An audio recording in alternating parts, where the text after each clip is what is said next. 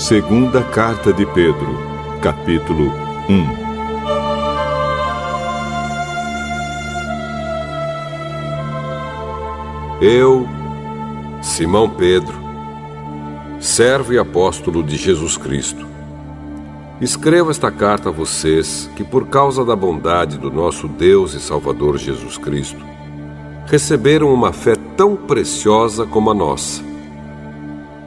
Que a graça e a paz estejam com vocês e aumentem cada vez mais, por meio do conhecimento que vocês têm de Deus e de Jesus, o nosso Senhor. O poder de Deus nos tem dado tudo o que precisamos para viver uma vida que agrada a Ele, por meio do conhecimento que temos daquele que nos chamou para tomar parte na sua própria glória e bondade. Desse modo, Ele nos tem dado os maravilhosos e preciosos dons que prometeu. Ele fez isso para que, por meio desses dons, nós escapássemos da imoralidade que os maus desejos trouxeram a este mundo e pudéssemos tomar parte na sua natureza divina. Por isso mesmo, façam todo o possível para juntar a bondade e a fé que vocês têm. À bondade, juntem o conhecimento, e ao conhecimento, o domínio próprio. Ao domínio próprio, juntem a perseverança, e à perseverança, a devoção a Deus. A essa devoção, juntem a amizade cristã, e à amizade cristã, juntem o amor. Pois são essas as qualidades que vocês precisam ter. Se vocês as tiverem e fizerem com que elas aumentem, serão cada vez mais ativos e produzirão muita coisa boa, como resultado do conhecimento que vocês têm do nosso Senhor Jesus Cristo. Mas quem não tem essas coisas é como um cego ou como alguém que enxerga pouco e que esqueceu que foi purificado dos seus pecados passados. Portanto, meus irmãos, procurem ficar cada vez mais firmes na certeza de que Deus os chamou e escolheu. Se vocês fizerem isso, jamais abandonarão a fé, e assim receberão todo o direito de entrar no reino eterno do nosso Senhor e Salvador Jesus Cristo.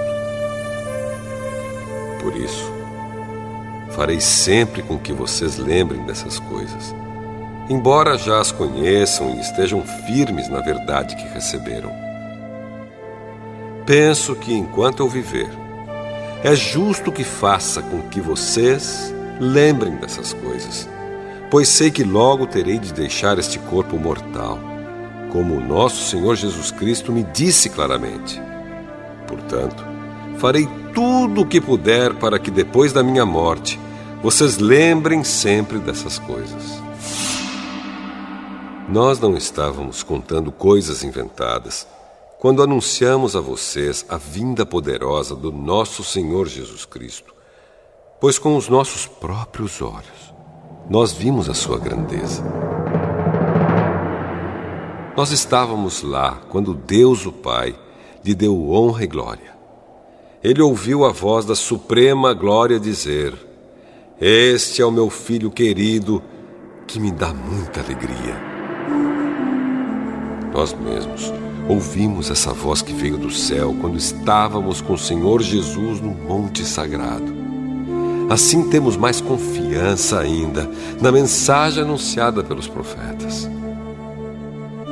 Vocês fazem bem em prestar atenção nessa mensagem, pois ela é como uma luz que brilha em lugar escuro até que o dia amanheça e a luz da estrela da manhã brilhe no coração de vocês.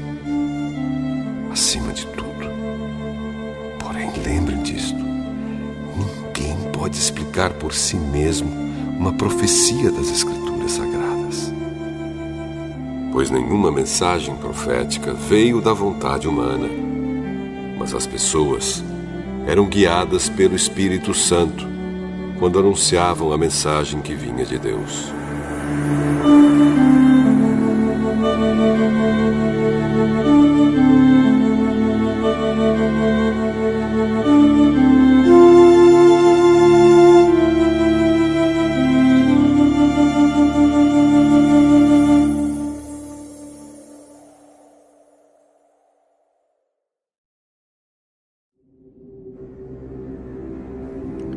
Segunda Carta de Pedro, capítulo 2. No passado, apareceram falsos profetas no meio do povo. E assim também vão aparecer falsos mestres entre vocês. Eles ensinarão doutrinas destruidoras e falsas e rejeitarão o mestre que os salvou. E isso fará com que caia sobre eles uma rápida destruição. Mesmo assim, muita gente vai imitar a vida imoral deles. E por causa desses falsos mestres, muitas pessoas vão falar mal do caminho da verdade.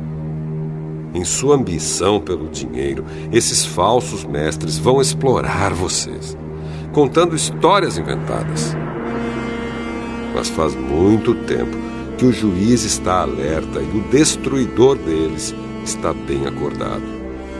Pois Deus não deixou escapar os anjos que pecaram, mas os jogou no inferno e os deixou presos com correntes na escuridão,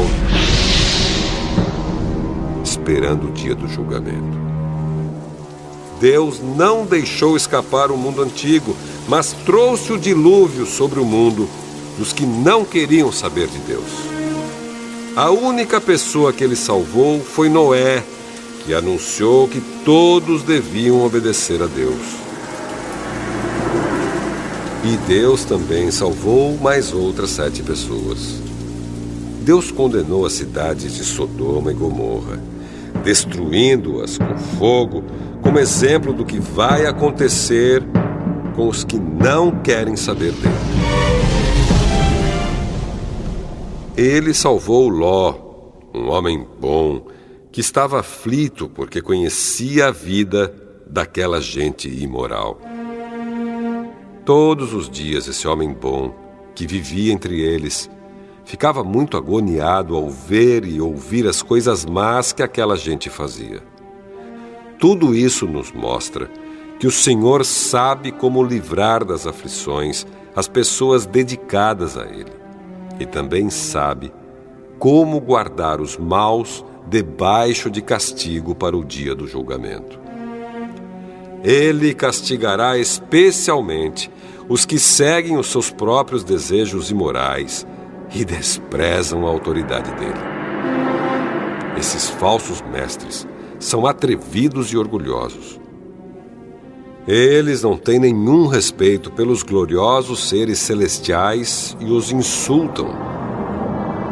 Ora, até mesmo os anjos, sendo muito mais fortes e poderosos do que esses falsos mestres, não os acusam com insultos na presença do Senhor. Mas esses homens agem por instinto, como os animais selvagens que nascem para serem caçados e mortos. Eles xingam aquilo que não entendem. Por tudo isso, eles serão destruídos como animais selvagens e pagarão com sofrimento o sofrimento que causaram aos outros. Eles têm prazer em satisfazer em pleno dia os seus desejos imorais. Quando se reúnem com vocês, são uma vergonha e um escândalo, divertindo-se o tempo todo com os seus modos enganosos.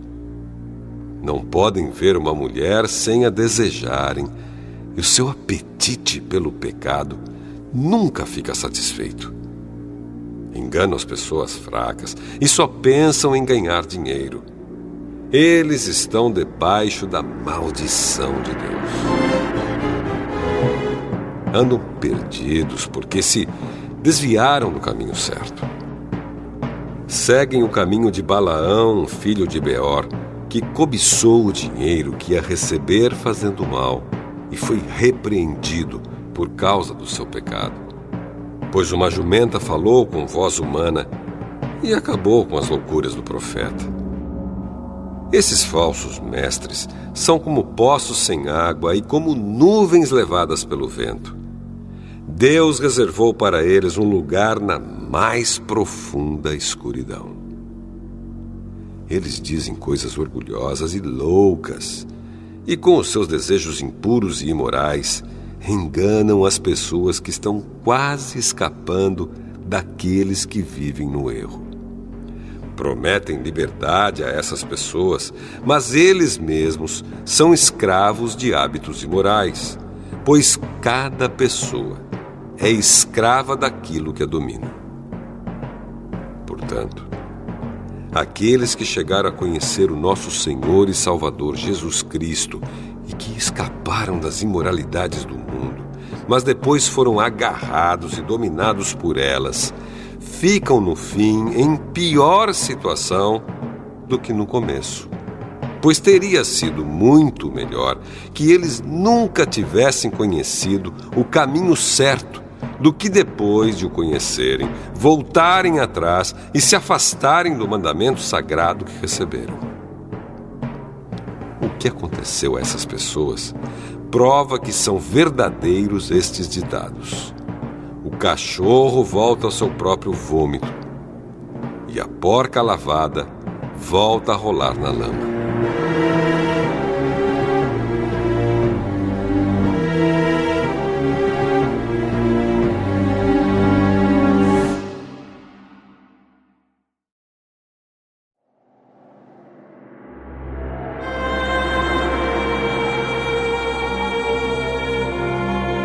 Segunda Carta de Pedro, capítulo 3.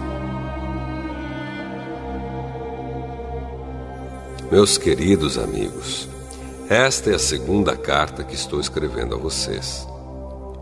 Nessas duas cartas, procuro despertar pensamentos puros na mente de vocês, fazendo com que lembrem dessas coisas. Quero que lembrem das palavras ditas há muito tempo pelos santos profetas e do mandamento do nosso Senhor e Salvador, que foi dado a vocês por meio dos apóstolos que anunciaram o Evangelho a vocês. Primeiro, vocês precisam saber que nos últimos dias vão aparecer homens dominados pelas suas próprias paixões.